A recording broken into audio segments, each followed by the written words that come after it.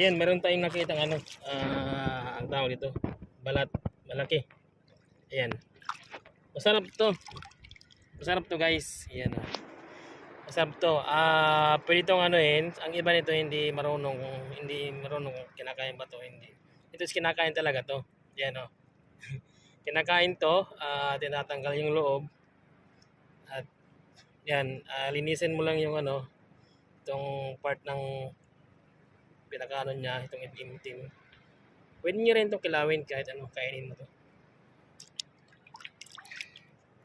Siguro dito kasi marami ditong mga maliliit ito.